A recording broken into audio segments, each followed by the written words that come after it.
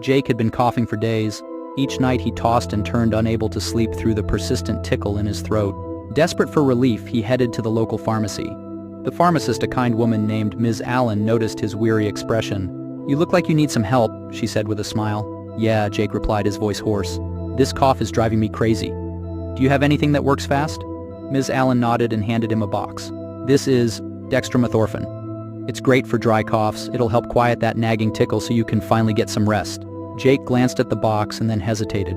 "What if there's mucus? Should I try something else?"